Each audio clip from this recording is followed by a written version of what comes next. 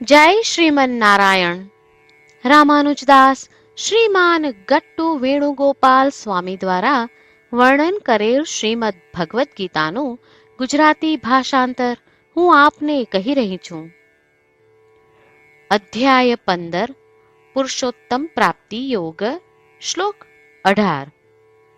યસ્માત ક્ષરમ અતીતોહમ અક્ષરાદપી ચ ઉત્તમઃ અતોસ્મિ લોકે વેદે ચ પ્રથિતઃ પુરુષોત્તમઃ. ઓમ. ગીતાચાર્ય શ્રી કૃષ્ણ પરમાત્મા અર્જુન સાથે આપણને બધાને પુરુષોત્તમ પ્રાપ્તિ યોગ શીખવી રહ્યા છે. પરમાત્મા કહે છે, અર્જુન, હું નાશવંત અને અવિનાશી બંનેથી પરે છું. તેથી વેદોએ મને સર્વોચ્ચ પુરુષ પુરુષોત્તમ કહ્યો છે. જે આત્માઓ જન્મ મૃત્યુના ચક્રમાં છે અને આત્માઓ જેમણે સાક્ષાત્કાર પ્રાપ્ત કરી લીધો છે તે બંને કરતા હું મહાન છું. તેથી વેદ અને સ્મૃતિઓ કહે છે કે હું પરમ પુરુષ પુરુષોત્તમ છું. આ પ્રમાણે શ્રી કૃષ્ણ પરમાત્મા સ્પષ્ટ કરી રહ્યા છે કે તેઓ સર્વોપરી છે, તેઓ પુરુષોત્તમ છે અને તેઓ સર્વે પ્રકારના આત્માઓથી ભિન્ન છે. પછી ભલે તે આત્માઓ શરીરમાં હોય, આત્મજ્ઞાન પ્રાપ્ત કરી ચૂક્યા હોય કે પછી મોક્ષ પ્રાપ્ત કર્યો હોય. બીજા શબ્દોમાં કહીએ તો તેઓ સમગ્ર સ્થિતિમાં સર્વે આત્માઓથી ભિન્ન છે. તેથી આપણા મનમાં એ સ્થિર કરીએ કે પુરુષોત્તમ અને સર્વથી મહાન શ્રી કૃષ્ણ પરમાત્મા અર્થાત શ્રીમન નારાયણ જ છે. આ સત્યને કોઈ શાસ્ત્રો નકારી શકે નહીં. શ્રીમન નારાયણની પ્રાપ્તિને આપણા જીવનનું લક્ષ્ય બનાવીએ અને માત્ર શ્રીમન નારાયણનું શરણ લઈ ચાલો આપણે બધા શ્રી કૃષ્ણ પરમાત્માના શબ્દોનું આ શ્લોક સ્વરૂપે પુનરાવર્તન કરીએ. યસ્માક્ષરમતીતોહમ અક્ષરાદપી ચોત્તમઃ અતોસ્મિ લોકે વેદે ચ પ્રથિતઃ પુરુષોત્તમઃ. શ્રી કૃષ્ણ પરમાત્માએ આખી ભગવદ્ ગીતાનો સાર અધ્યાય 18ના શ્લોક 65 થી 70માં 8 ઉપદેશ દ્વારા કહ્યો છે. શ્રી કૃષ્ણ કહે છે, જે મારા આ 8 ઉપદેશ અનુસરે છે તે મને પ્રિય છે. એ સર્વે ભક્તોનું હું બધી જ રીતે રક્ષણ કરીશ. શ્રી કૃષ્ણ પરમાત્મા પાસેથી આખી ભગવદ્ ગીતા સાંભળ્યા પછી અર્જુન કહે છે, કરિષ્યે વચનમ તવ. એટલે, કૃષ્ણ, હું તમારી આજ્ઞાનું પાલન કરીશ, તમે કહો છો એમ કરીશ. અને આથી જ શ્રી કૃષ્ણએ દરેક પ્રકારના યશ અને વિજય અર્જુનને આપ્યા છે. તો ચાલો આપણે પણ પરમાત્માને 8 વાતો પાળવાનું વચન આપીએ.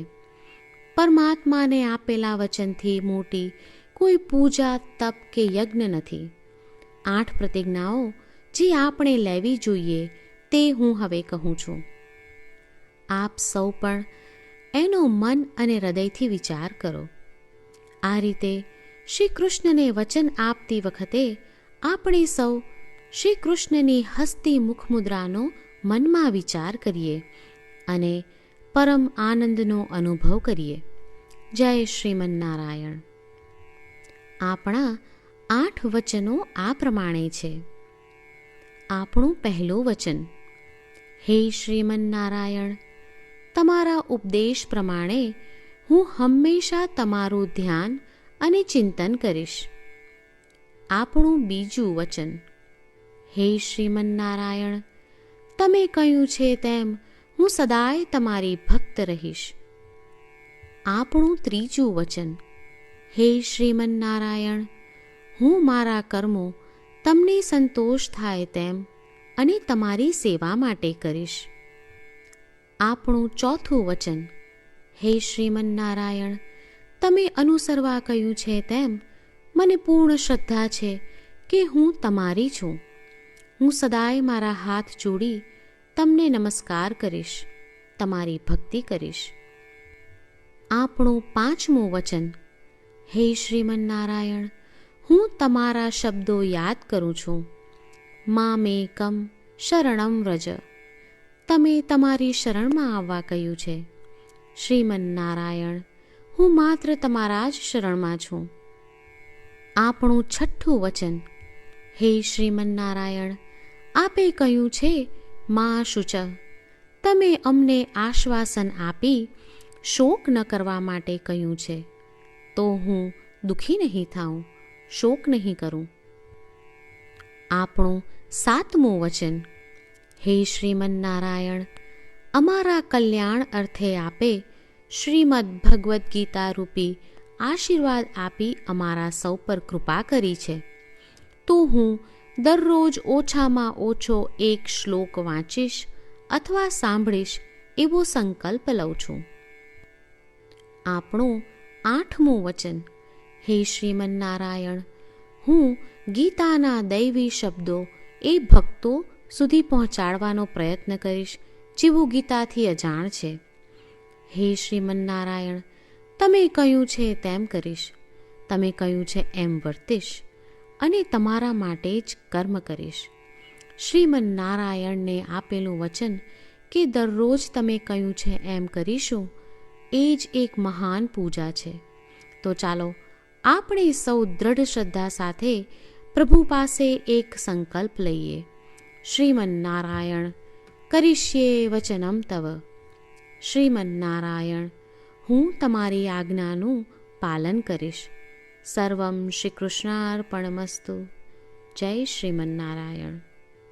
યસ્માત ક્ષરમ અતીતોહમ અક્ષરાદપિ ચ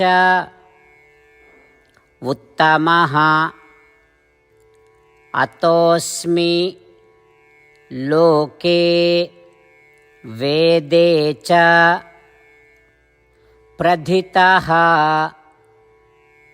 પુરુષોત્તમઃ. ઓમ યસ્માક્ષરમતીતોહમ અક્ષરાદપિ ચોત્તમઃ અતોસ્મિ લોકે વેદે ચ પ્રથિતઃ પુરુષોત્તમઃ.